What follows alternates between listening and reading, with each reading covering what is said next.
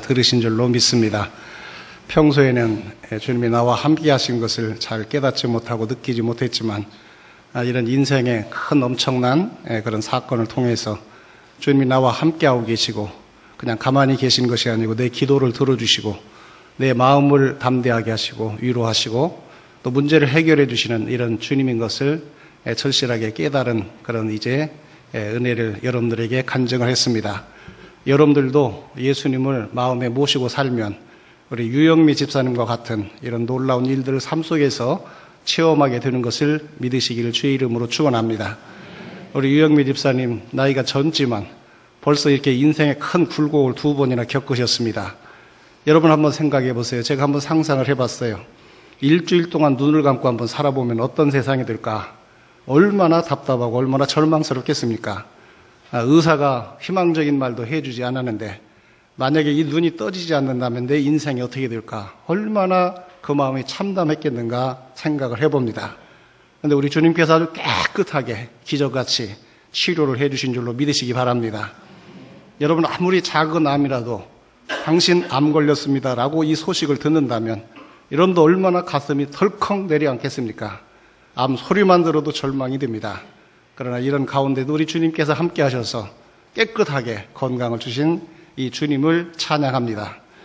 여러분 우리가 주님을 모시고 살면 이렇게 주님이 우리를 도우십니다. 우리 인생에 수많은 그런 문제들이 있습니다.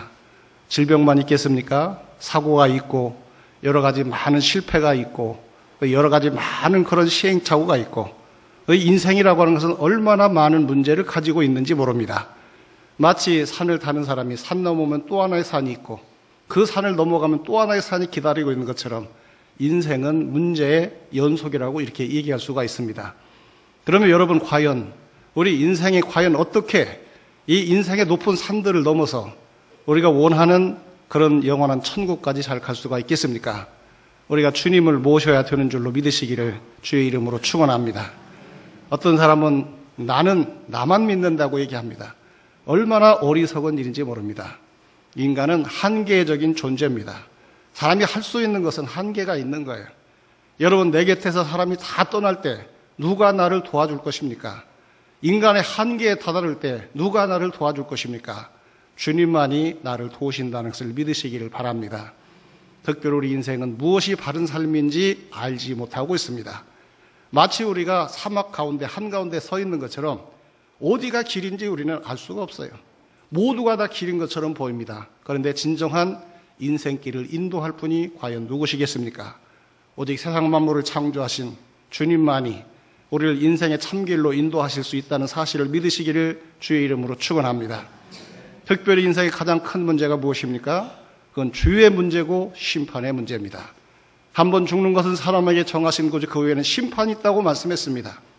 누가 이 죽음을 피해 갈 수가 있습니까? 죽음 후에 있을 그 주님의 그 심판을 과연 누가 이기고 승리하게 할 수가 있습니까? 오직 내 죄를 위해서 십자가에 달려 죽으신 그 주님을 믿을 때 주님께서 내 죄의 모든 문제를 해결해 주시고 우리가 심판을 겪지 않고 천국으로 우리를 인도해 주신다는 사실을 믿으시기를 주의 이름으로 축원합니다. 여러분들도 이 주님을 모시고 사시기를 주의 이름으로 축원합니다.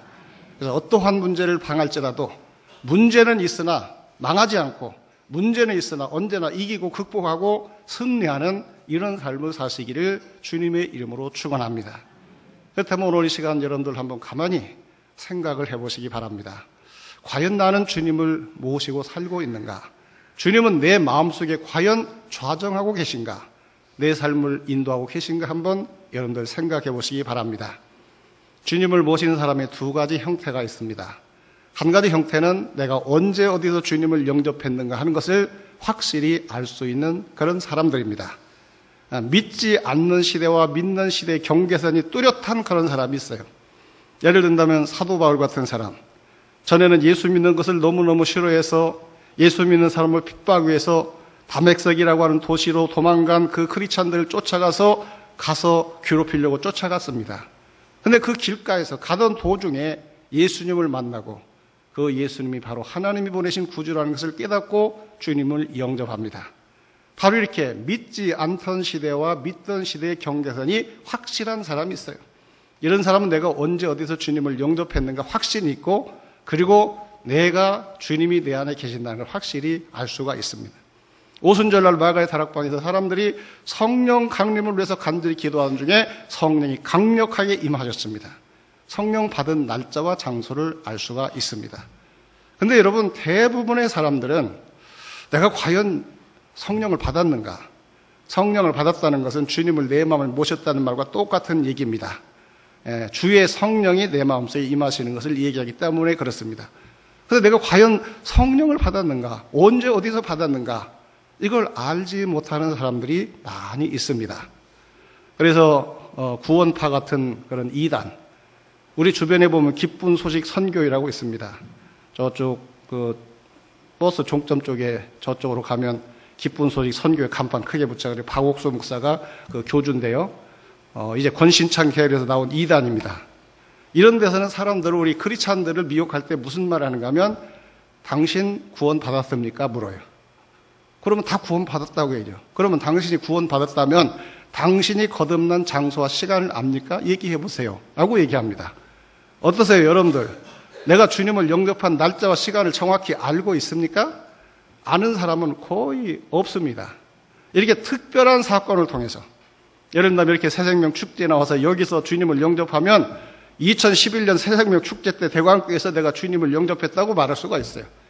근데 이렇게 우리 유영미 집사님처럼 어려서부터 교회 다니다가 예배를 드리다가 성경을 읽다가 설교를 듣다가 성경을 공부하다가 어느 순간에 믿어지는데 도대체 주님이 언제 내 마음속에 오셨는지 그 시기와 장소를 내가 모를 때가 많다, 그런 얘기예요. 그래서 예수님은 성령 받는 것은 바람이 부는 것 같다, 이렇게 말씀하십니다. 오늘 이 성경 말씀 앞에 쭉 올라가 보면 이런 말씀이에요. 사람이 물과 성령으로 거듭나지 않으면 하나님 나라에 갈 수가 없는데 성령으로 나는 것은 어떠한 것과 같은가 하면 바람이 부는 것과 같다, 이렇게 말씀합니다. 바람이 임으로 불면 너희가 소리는 듣는다. 그런데 어디서 와서 어디로 가는지 너희가 알지 못하는 것처럼 성령의 사람도 이러하느니라, 이렇게 말씀하고 있어요. 그리고 내가 언제 성령을 받았는지, 내가 언제 주님을 내 마음에 모셨는지 알 수는 없으나 결과를 가지고 우리가 검증해 볼 수 있다라고 하는 거예요. 그러니까 여러분들 구원파나 기쁜 소식 선교회에서 날짜와 시간 모르면 그건 구원받은 거 아니다라고 한다면 이건 예수님의 말씀을 부인한 이단인 줄로 믿으시기 바랍니다.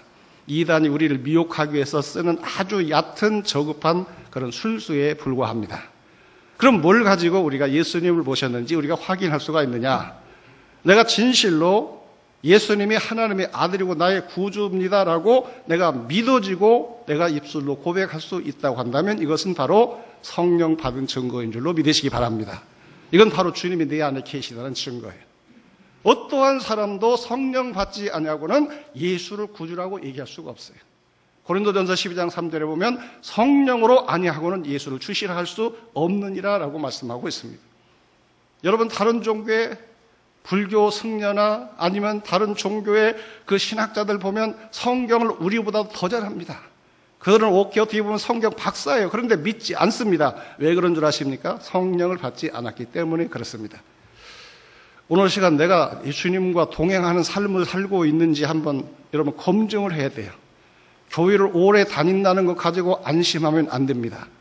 성경에 보니까 교회 안에는 알곡과 쭉정이가 있다고 했고 또 심지어는 가라지도 있다고 그랬어요. 교인이 신자는 아닙니다. 예수님을 내 마음에 모셔야 그 사람이 신자입니다.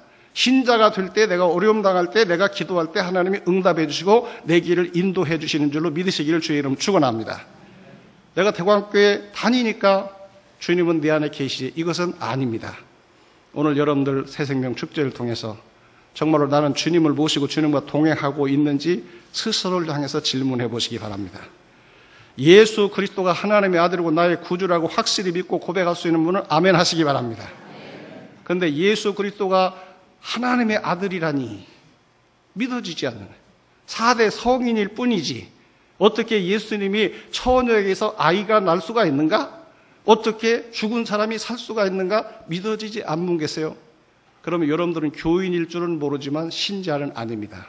여러분의 마음속에는 주님이 안 계신 거예요. 그런데 오늘이야말로 여러분들이 그 주님을 여러분들의 마음속에 모실 수 있는 절호의 기회라는 사실을 깨닫기를 바랍니다. 왜냐하면 성경에 보니까 내가 믿어지지 않는데 내가 믿고 싶어요. 내가 믿어지지 않는데 유영미 집사님의 감정을 들어보니까 나도 그 주님을 모시고 살고 싶어요. 그러면 여러분들이 입술로 주님을 초청하면 된다고 말씀합니다. 주님, 내가 주님을 믿고 싶습니다. 지금 믿어지지 않지만 믿고 싶으니 내 마음에 들어오셔서 나로 하여금 믿게 해주시고 나도 신자로 살게 해주세요 라고 여러분들이 초청하면 주님은 거절하지 아니하시고 여러분들 마음속에 들어가셔서 여러분들의 구주가 되시고 여러분들의 삶을 인도하시고 지켜주겠다고 약속하고 있습니다. 요한계시록 3장 20절에 보니까 말씀합니다. 볼지어다 내가 문 밖에 서서 문을 두드리노니, 여러분들의 마음 문을 두드린다 그러니 너희가 문을 열면 내가 그에게로 들어가 그로 더불어 먹고 그는 나로 더불어 마시리라. 마음 문만 열면 돼요. 초청만 하면 됩니다. 그럼 우리 주님은 누구에게든지 들어가서 그분의 구주가 되시겠다고 지금 약속을 해주고 계십니다. 여러분, 우리의 미래가 얼마나 불확실합니까?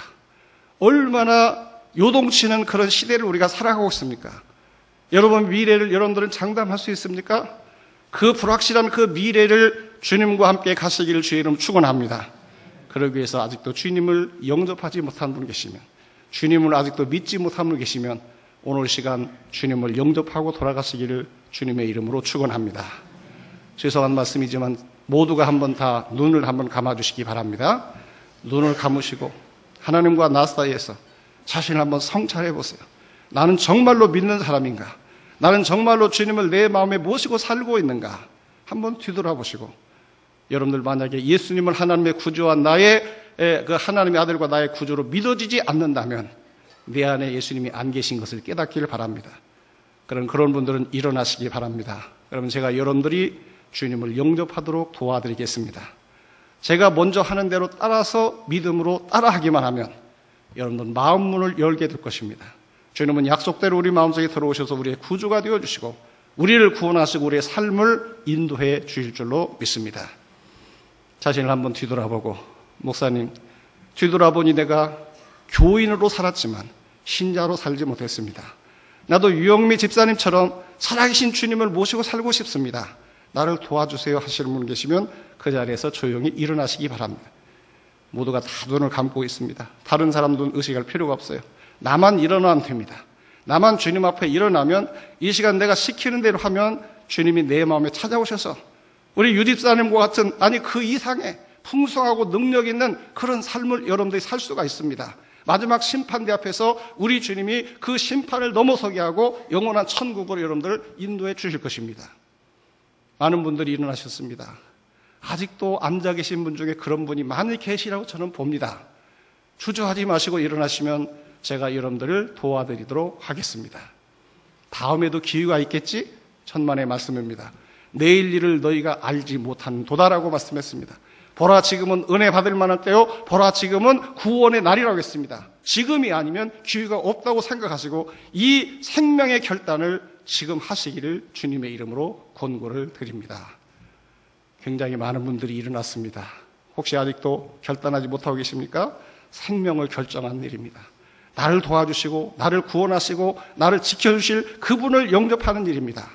여러분, 이 일에 주저하지 마시고 일어나시면 제가 여러분들을 도와드리도록 하겠습니다. 2초만 더 시간을 드리겠습니다. 2초만. 아직도 주저하는 분 자리에서 일어나시고, 혹시 같이 오신 분들은 옆에서 도와주시기 바랍니다. 좋은 일은 돕는 것이 중요합니다. 이끌어주는 것이 중요합니다. 예, 많은 분들이 일어나셨는데 저를 따라서 한번 하시기 바랍니다. 주 예수님, 따라서 하세요. 일어나신 분들 따라서 하세요. 주 예수님, 십자가의 죽으심으로 내 죄를 사해 주시니 감사합니다. 예수님을 구주로 믿고 싶습니다. 지금 제가 제 마음을 엽니다. 내 마음에 찾아와 주시옵소서. 내 구주가 되시고 나를 다스려 주시고 하나님이 원하는 사람으로 만들어 주세요. 예수님의 이름으로 기도합니다. 아멘. 이 시간 여러분들의 마음속에 주님이 임재하는 것을 믿으시길 바랍니다. 이제 이 주님을 의지하고 이 주님의 인도함 따라서 사시기를 주의 이름으로 축원합니다. 다 눈을 뜨시고 일어선 분들을 위해서 뜨거운 박수로 축하 박수 드리겠습니다. 감사합니다. 고맙습니다.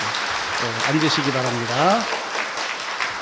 오늘 결신한 분들은 결신 작정서를 쓰시고 선물을 꼭 받아가시고 여러 가지 공지사항을 잘 여러분들 이제 전달해 들으시기를 바라고 제가 기도하겠습니다.